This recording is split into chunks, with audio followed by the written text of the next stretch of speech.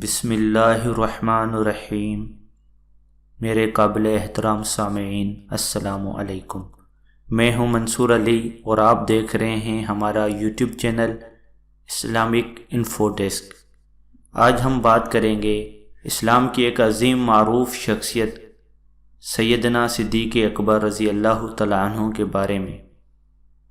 آپ صلی اللہ علیہ وسلم کے اس دنیا سے جانے کے بعد جو فتنے اٹھے، مسلمہ کذاب جس نے نبوت کا جھوٹا دعویٰ کیا، منافقین جنہوں نے زکوٰۃ دینے سے انکار کر دیا، کافی مسلمان ایسے جو مرتد ہو گئے، کافر مدینے پر حملہ کرنے کے لیے تیار ہو گئے تھے، بالکل آ رہے تھے، اور اسامہ کا وہ لشکر جس کی تشکیل اللہ کا رسول صلی اللہ علیہ وسلم کر چکا تھا وہ رک گیا تھا۔ یہ سب مشکلات ایک ساتھ آ گئی تھی صرف اللہ کے رسول صلی اللہ علیہ وسلم کے اس دنیا سے جانے کے بعد۔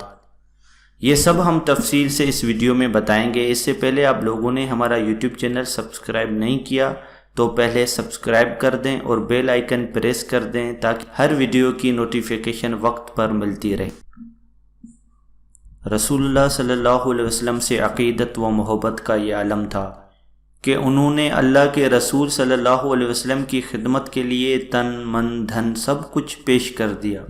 اللہ کے رسول صلی اللہ علیہ وسلم بھی ان سے بے حد محبت فرماتے تھے۔ آپ صلی اللہ علیہ وسلم نے ان کو یہ اعزاز بخشا کہ ہجرت کے موقع پر انہی کو اپنے رفاقت کے لیے منتخب فرمایا۔ بیماری کے وقت اللہ کے رسول صلی اللہ علیہ وسلم نے حکوماً ان کو اپنے مسلح پر مسلمانوں کی امامت کے لیے کھڑا کیا اور ارشاد فرمایا کہ اللہ اور مومن حضرت ابو بکر صدیق رضی اللہ تعالیٰ عنہ کے علاوہ کسی اور کی امامت پر راضی نہیں ہیں۔ آپ صلی اللہ علیہ وسلم نے پوری زندگی میں سیدنا ابو بکر صدیق رضی اللہ تعالیٰ عنہ کو اپنے سے جدا نہیں کیا، اور اکثر ایسا ہوتا کہ آپ صلی اللہ علیہ وسلم اپنے بارے میں کوئی بات بیان کرتے تو ساتھ ہی سیدنا ابو بکر اور سیدنا عمر فاروق رضی اللہ تعالیٰ عنہ اجمعین کا ذکر بھی فرماتے۔ رب العالمین کو یہ سنگت اتنی پیاری لگی کہ سیدنا اکبر کو آپ صلی اللہ علیہ وسلم کی وفات کے بعد قبر میں بھی آپ کا ساتھی بنا دیا۔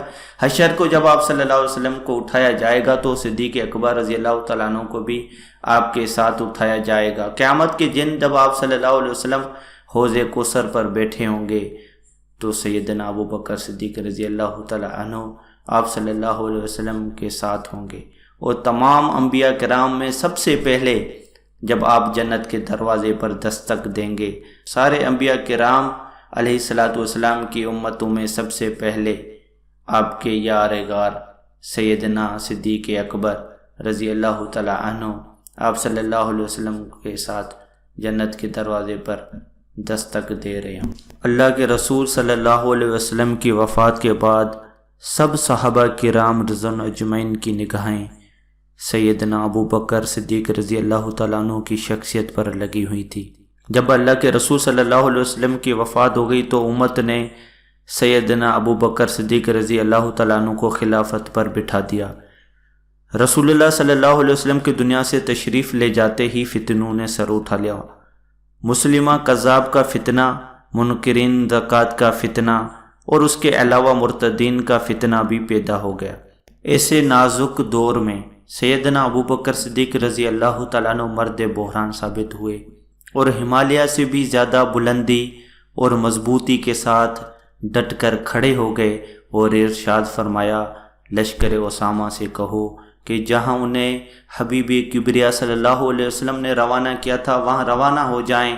لیکن جب سیدنا علی رضی اللہ تعالیٰ عنہ اور سیدنا فاروق رضی اللہ تعالیٰ عنہ جیسے شجاع صحابہ کرام نے اعتراض کیا کہ آپ ایسے وقت میں اس لشکر کو روانہ فرما رہے ہیں جبکہ مدینہ منور کو ہر طرف سے خطرہ لاحق ہے، اس کا دفاع کون کرے گا؟ اس پر سیدنا ابو بکر صدیق رضی اللہ تعالیٰ عنہ نے فرمایا، لشکر اسامہ ہر حال میں روانہ ہوگا، اس لیے کہ میں اس جھنڈے کو نہیں کھول سکتا جسے خود اللہ کے رسول صلی اللہ علیہ وسلم نے باندھا تھا۔ کسی نے کہا اس کا سالار اسامہ چھوٹی عمر کا ہے، تو اس نے بھرپور قوت ایمانی سے جواب دیا، جسے اللہ کے رسول صلی اللہ علیہ وسلم نے سالار لشکر مقرر کیا تھا، ابو بکر صدیق رضی اللہ تعالیٰ عنہ سے کسی بھی صورت میں ہٹانے کے لیے تیار نہیں ہے۔ پھر لشکر اسامہ بلقا کی طرف روانہ ہوا اور کامیابی کے جھنڈے لہراتا ہوا لوٹا۔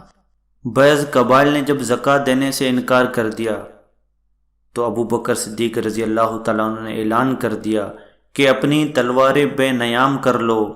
ابو بکر کے ہوتے ہوئے محمد صلی اللہ علیہ وسلم کی شریعت کو تبدیل نہیں کیا جا سکتا۔ جو شخص آپ صلی اللہ علیہ وسلم کی زندگی میں اونٹ کی ایک رسی بھی زکوٰۃ میں دیتا تھا اور اب اس کا انکار کرے گا تو اس کے خلاف بھی لشکر کشی ہوگی۔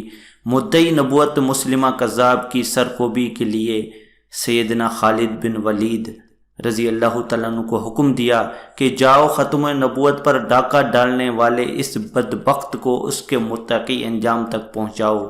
جب ارد گرد کے قبائل مرتد ہو گئے اور مدینہ پر چڑھائی کرنا چاہی تو عزیمت کے اس پہاڑ نے صحابہ کرام سے فرمایا ان مرتدین کو مدینے تک پہنچنے نہیں دیا جائے گا، مدینے سے باہر نکل کر ان کی بستیوں پر حملہ ہوگا اور لشکر کی قیادت خود میں کروں گا۔